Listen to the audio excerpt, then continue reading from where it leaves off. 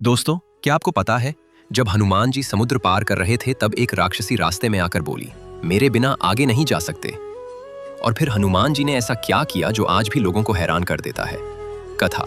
समुद्र के बीच हनुमान का सामना एक खतरनाक राक्षसी से। हनुमान की लंका यात्रा केवल उड़ान की यात्रा नहीं थी, बल्कि ये उनके साहस, भक्ति और बुद्धिमत्ता की परीक्षा भी थी। सीता माता की खोज में जब हनुमान समुद्र पार कर रहे थे तो उनके समर्पण की परीक्षा लेने के लिए देवताओं ने कई रुकावटें भेजी। इन्हीं में से एक थी सुरसा। सुरसा कोई सामान्य राक्षसी नहीं थी, वे समुद्र की देवी थीं और देवताओं ने उन्हें भेजा था ये देखने के लिए कि क्या हनुमान अपने लक्ष्य के प्रति अडिग हैं या नहीं। हनुमान पूरे जोश में आकाश में उड़ रहे थे। उनकी गति इतनी तेज थी कि बादल भी उनके पीछे छूट रहे थे। तभी समुद्र के बीचों बीच एक भयंकर आकृति प्रकट हुई, सुरसा। उनका शरीर विशाल था, आंखें लाल और दांत नुकीले। उन्होंने समुद्र के बीच अपना मुंह फैलाकर हनुमान के रास्ते को रोक दिया। सुरसा ने गरजती आवाज में कहा, हे वानर, देवताओं का आदेश है, इस समुद्र से कोई नहीं जा सकता जब तक वो मेरे मुंह में प्रवेश न करे। हनुमान एक क्षण को रुके लेकिन घबराए नहीं।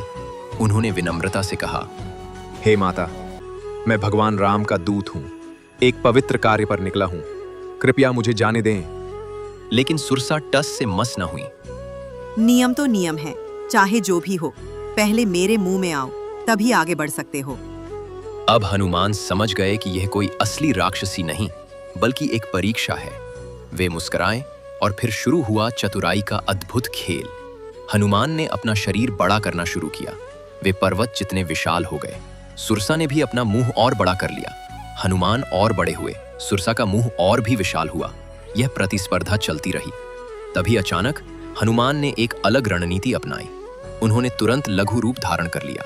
एक छोटे से कीट जितने छोटे हो गए और झट से सुरसा के खुले मुंह में प्रवेश कर गए और उसी क्षण बाहर भी आ गए।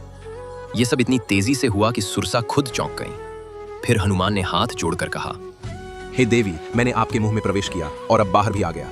अब कृपया मुझे मेरा मार्ग दीजिए। सुरसा मुस्कुराई। उनकी आंखों में अब कोई क्रोध नहीं था, बल्कि सम्मान था। उन्होंने कहा, हे वानर श्रेष्ठ, तुम केवल बल में ही नहीं, बुद्धि और विनम्रता में भी महान हो। तुम्हारी यह परीक्षा थी, साहस और चतुराई की। तुम इसमें सफल रहे। जाओ, तुम्हारा कार्य सिद्ध होगा। मेरी शुभकामनाएं तुम्हारे साथ हैं।